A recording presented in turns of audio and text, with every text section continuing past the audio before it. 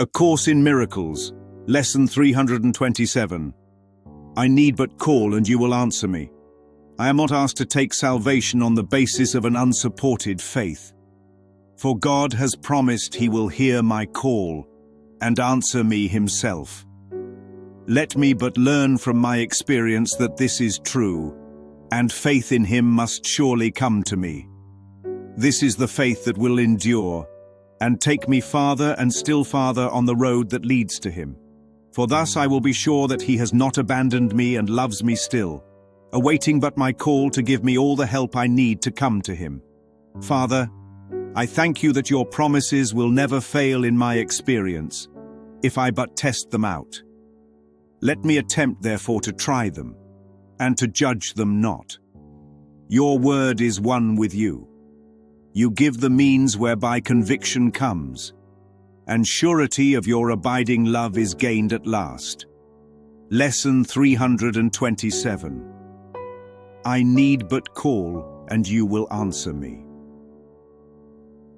There's a moment in every dream where the dreamer cries out, not because danger is real, but because the dream feels real enough to scare them. And there's always a presence right beside the dreamer, whispering in a voice older than memory, just call, not scream, not plead, just call. Now here's the strange thing. The dreamer thinks the I who must call is the frightened figure inside the dream. But the one who actually calls is the mind behind the dream, the one who forgot it was dreaming. And the you who answers is not some outside force, not some distant God in the sky. It is the calm, unbroken awareness that has never left the dreamer for a single instant. See, the ego hears the word call and imagines a phone, a ritual, a chant, a moment of crisis. But in this lesson, call means the smallest willingness to stop listening to fear. It means the tiniest breath where the mind admits, I don't know. The moment that happens, the answer is already given because the answer has been here the whole time. I am not asked to take salvation on the basis of an unsupported faith. This is a dagger to the ego's whole theology. Unsupported faith is the idea that God is a gamble. You believe if you're lucky. You hope if you're desperate. You trust only when everything else fails. But the Course says salvation does not ask for blind trust. It asks for experience, personal, inner living experience. It says, try it. Turn toward the quiet. Ask for help where you normally try to figure things out alone. Ask for peace before you run to anger. Ask for clarity before you jump into judgment. These are examples of trying. And every time the mind tries even once, something subtle happens. The tension loosens. The breath deepens. The grievance softens around the edges. This is how the promise proves itself. Not in fireworks, in evidence. The ego says, I'll believe it when I see it. The spirit says, you'll see it when you stop insisting on seeing only what fear shows you. Now let's talk about conviction. The ego uses conviction like a courtroom. A verdict, a sentence, a declaration of guilt. But the Course flips it. Conviction comes not as guilt but as certainty.